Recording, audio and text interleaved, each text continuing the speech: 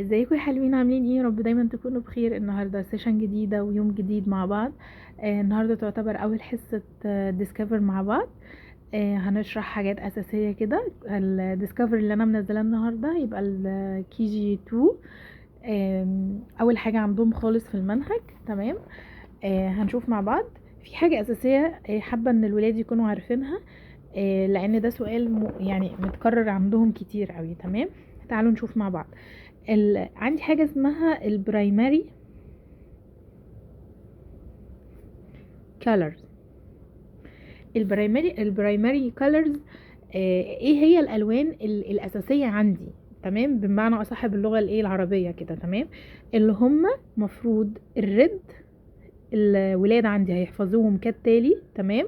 والبلو واليلو. تمام. يبقى دول البرايمري كلر، دول الايه البرايمري كلر.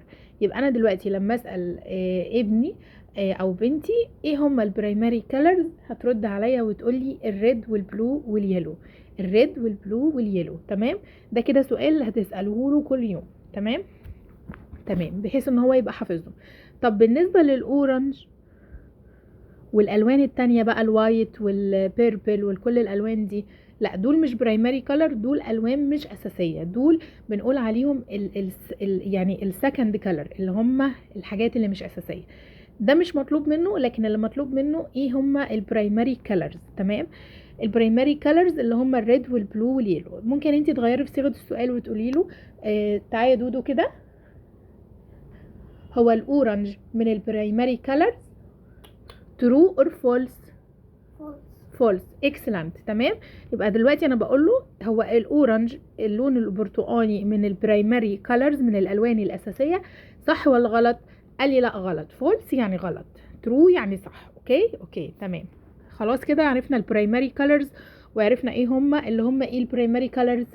اليلو، برافو، والريد والبلو. برافو عليك، اكسلنت. تمام. تمام. طيب دلوقتي خلصناهم خلاص، والدنيا بقت ايه تمام، وعرفنا ايه هما البرايمري كولرز، وباقي الالوان كلهم يعتبروا سكند كولرز، يعني الوان مش اساسيه. دلوقتي عندي كلمتين اتنين برضو لازم يكون الولد عارفهم. ايه هما؟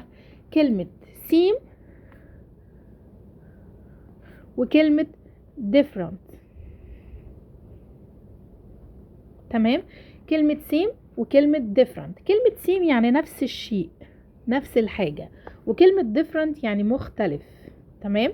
طيب يعني مفروض يكون عارف ايه. يعني مثلا هيجيب له مثال، مثلا وليكن مثلا ده كده تراينجل وسكوير جنب بعض، ده كده سيم ولا different؟ مفروض الولد يقول لي دول سيم ولا different، تبقى different. تمام. هنعمل حرف الدي كده تحته.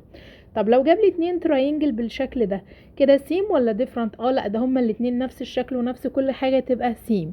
يبقى سيم نفس الحاجة، ديفرنت يعني مختلف. هنشوف ده مع بعض دلوقتي. هنا بيقول لي في السؤال ده حلو قوي، ثبت بس الموبايل. بيقول لي color the same sheeps in red and the different sheep in blue. لون الاشكال اللي السيم شيب يعني الشكل المتماثل او المتشابه باللون الريد، والديفرنت شيب المختلف بالبلو، ان بلو. تمام. تمام. تعالوا نشوف مع بعض هنا عمل ايه. طبعا هنا مديني تو تراينجل تمام جنب بعض، نفس كل حاجه، فطبعا هلونهم بالريد زي ما هو طلب في السؤال.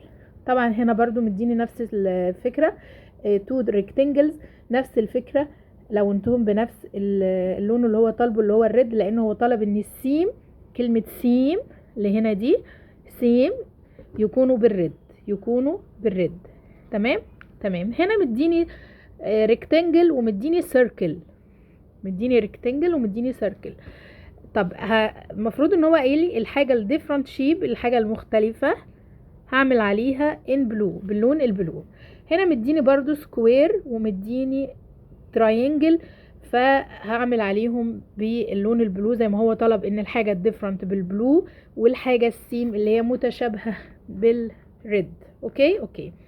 هنا بيقول لي سؤال حلو جدا برضو، بيعرف الولد او الطالب اللي عندي الفرق بين الحاجات اللي بتطير والحاجات اللي بتعوم والحاجات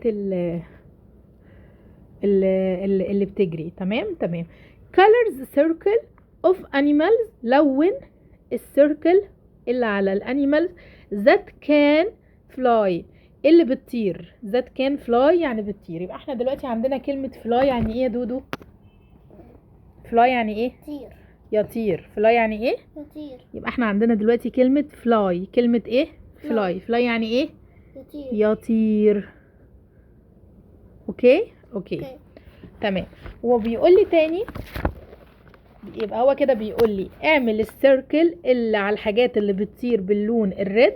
تمام. وبعد كده نزل تحت قال لي animals that can run. run يعني ايه؟ يجري. برافو عليك. excellent. run يعني يجري. كلمة run يعني يجري. وهنعمل على الحيوانات اللي هي الانيمالز اللي بتجري باللون البلو. and that can swim. swim يعني ايه؟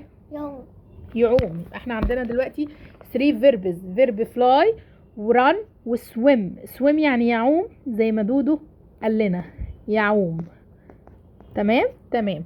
يبقى انا الحاجات اللي بتطير هعمل عليها سيركل، هلون السيركل بتاعها بالريد، والحاجات اللي بتجري هلون السيركل بتاعها بالبلو بالازرق، والحاجات اللي بتعوم هلونها باليلو.